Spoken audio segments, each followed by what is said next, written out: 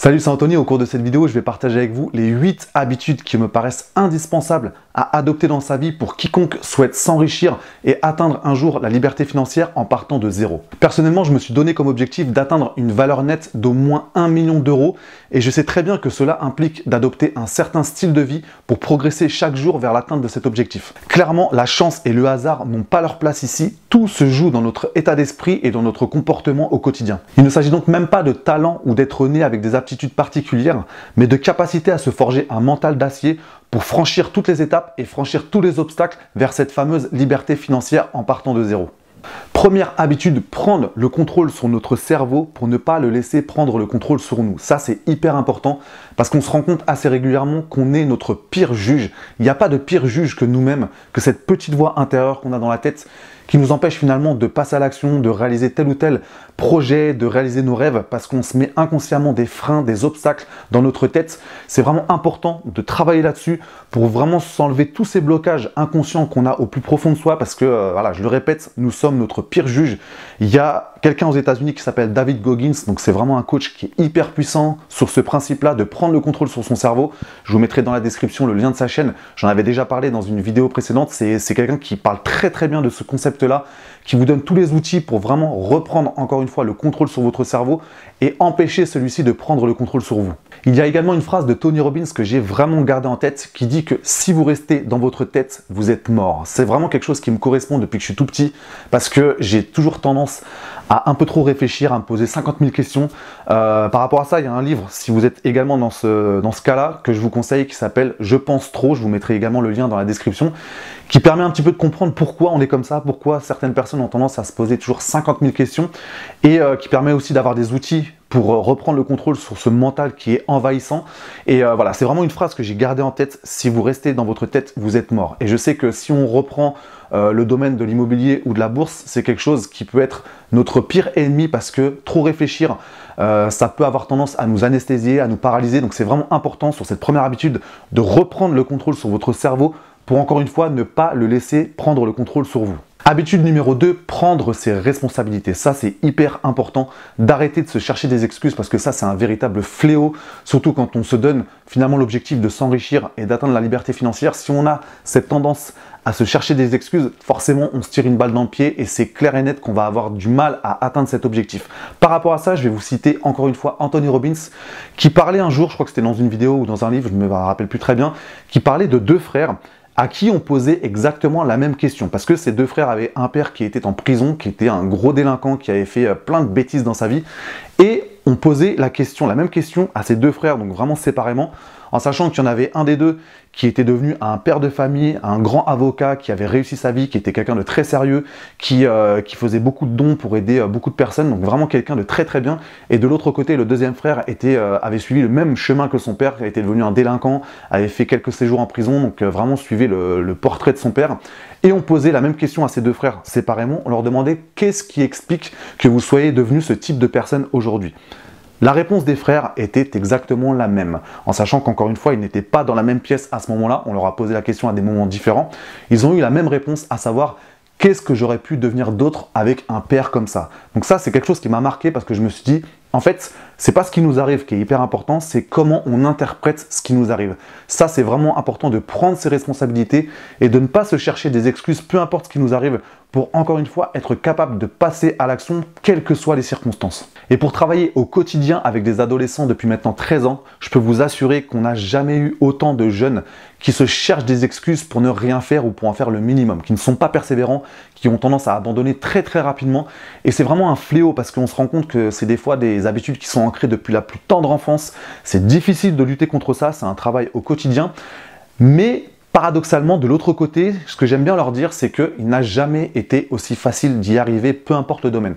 Il suffit simplement d'être persévérant, d'être ambitieux. Donc encore une fois, ce n'est pas une question de talent particulier ou d'aptitude innée, c'est simplement une question d'éthique de travail. Il suffit d'être persévérant et je peux vous assurer qu'on a beaucoup plus de chances d'avant de réussir dans n'importe quel domaine.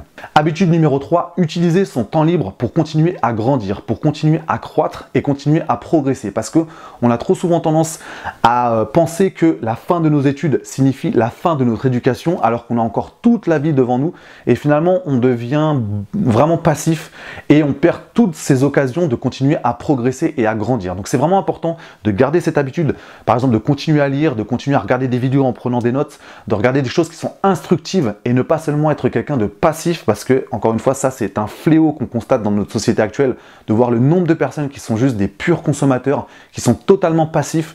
Donc comme je disais tout à l'heure, ça laisse une chance énorme pour ceux qui ne sont pas dans cet état d'esprit, qui sont des producteurs, qui sont actifs, qui prennent vraiment les choses en main pour continuer à se former. Donc c'est vraiment encore une fois important sur cette troisième habitude de continuer à utiliser une partie de son temps libre pour continuer à croître. Par rapport à ça, je vous citerai Eric Thomas, un coach américain qui dit qu'il faut accepter de sacrifier ce que l'on est pour ce qu'on va devenir. Ça, c'est quelque chose que j'avais abordé dans une vidéo précédente sur ma chaîne, je vous mettrai le lien au-dessus. C'est une vidéo dans laquelle je parlais de cette notion de sacrifice, parce que certes, c'est des sacrifices, des fois on préférerait être assis sur son canapé à regarder la télé, mais c'est pas comme ça qu'on va progresser vers la liberté financière. Donc voilà, troisième habitude, utiliser son temps libre pour continuer à croître, à grandir et à progresser. Habitude numéro 4, on va passer très vite là-dessus, c'est tout simplement de dépenser moins que ce que vous gagnez. Ça, c'est un concept de base de Robert Kiyosaki, l'auteur du fameux Père riche, Père pauvre, qui nous dit que le plus important, ce n'est pas l'argent que l'on gagne, c'est l'argent que l'on garde. Parce qu'il y a une grosse différence entre les deux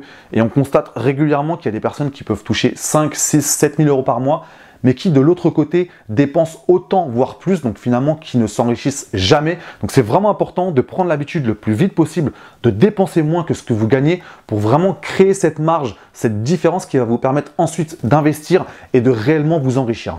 Habitude numéro 5, se former pour apprendre efficacement à investir, que ce soit en bourse, en immobilier ou en création de business. Et là, pas d'excuses. Sur Internet, vous avez tout ce dont vous avez besoin sans avoir besoin de dépenser des sommes folles pour vraiment comprendre les bases, pour partir sur des fondations solides dans vos investissements, parce que ce serait dommage d'avoir créé cette marge entre vos revenus et vos dépenses et ensuite de l'investir de la mauvaise façon. Donc pas d'excuses aujourd'hui, vous avez tout ce qu'il faut sur Internet. Après, comme je disais tout à l'heure, il faut juste accepter de sacrifier une partie de son temps libre pour regarder des vidéos YouTube, pour prendre des notes, pour lire des livres. Mais à un moment donné, on n'a rien sans rien. Si on se donne vraiment l'objectif de s'enrichir et d'atteindre la liberté financière en partant de zéro, on sait que ça va demander des efforts et des sacrifices. Mais j'insiste là-dessus, pas d'excuses, vous avez vraiment tout ce qu'il faut aujourd'hui sur Internet pour connaître les bases, que ce soit en bourse, en immobilier ou en création de business. Sixième habitude, faire du sport régulièrement. Ça, c'est hyper important et on a malheureusement tendance à le négliger quand on est vraiment la tête dans le guidon dans nos investissements. On a tendance à un peu délaisser notre corps.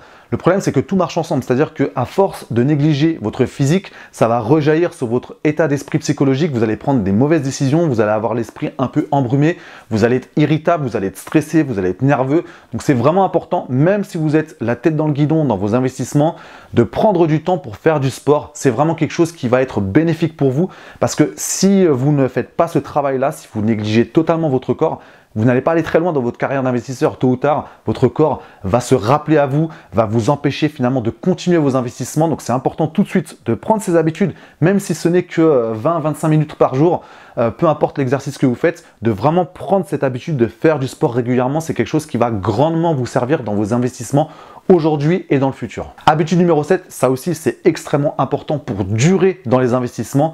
Avoir un sommeil de qualité. Ça, je sais que personnellement, il y a des moments où j'ai tendance à le négliger aussi parce que je me couche un peu trop tard. Et en plus, je fais l'erreur de regarder des choses sur ma tablette, donc c'est vraiment le truc à éviter. Voilà, par moment, j'essaye de reprendre les choses en main. Je préfère lire un livre, mais le problème, c'est que quand je lis un livre, il suffit que le truc soit hyper intéressant. J'ai tendance à me coucher tard parce que je vois pas l'heure passer. Mais on se rend compte que finalement, si on ne prend pas cette bonne habitude d'avoir un sommeil de qualité, c'est la même chose que ne pas faire de sport. On a tendance après à prendre des décisions qui sont moins judicieuses, d'avoir l'esprit qui est moins aiguisé, parce qu'on est un petit peu dans un brouillard permanent. Donc c'est vraiment important de prendre le temps d'avoir un sommeil de qualité, le soir de ne pas se coucher trop tard. Le mieux, c'est vrai qu'on conseille souvent ça, c'est de lire avant de dormir. C'est quelque chose qui a naturellement tendance à nous endormir. Donc voilà, soyez vigilants, si ce n'est pas le cas aujourd'hui, d'avoir un sommeil de qualité, parce que sincèrement, si vous faites l'inverse, si vous vous couchez trop tard, si vous avez peu de temps de sommeil, tôt ou tard, ça va avoir des répercussions sur vos investissements et avec possiblement des conséquences financières par la suite. Et enfin, 8e et dernière habitude, prendre régulièrement le temps de souffler. Ça, c'est hyper important. Je sais qu'on a parfois du mal à le faire, ça dépend un peu de notre nature. Je sais que moi, quand je suis en mode bulldozer, que j'ai envie de tout déchirer dans l'investissement, j'ai du mal à prendre le temps de souffler par moment et ça peut avoir des conséquences négatives par la suite parce que voilà, on commence à être très fatigué, nerveusement surtout, donc on prend des décisions qui ne sont pas toujours judicieuses. C'est important par moment de prendre le temps aussi d'apprécier ce qu'on a déjà mis en place. Donc vraiment, s'accorder une petite pause pour repartir ensuite dans le jeu de l'investissement encore plus affamé qu'auparavant. Nous voici maintenant arrivés à la fin de cette vidéo. Dites-moi dans les commentaires quelle serait selon vous la 9e et la 10e habitude à adopter dans son style de vie aujourd'hui pour atteindre un jour la liberté financière en partant de zéro. Si cette vidéo vous a plu, pensez à mettre un pouce bleu, à vous abonner à la chaîne et à activer la cloche pour recevoir chaque semaine des vidéos consacrées à l'atteinte de la liberté financière en partant de zéro. Je vous remercie pour votre attention et je vous dis à très vite pour la prochaine vidéo.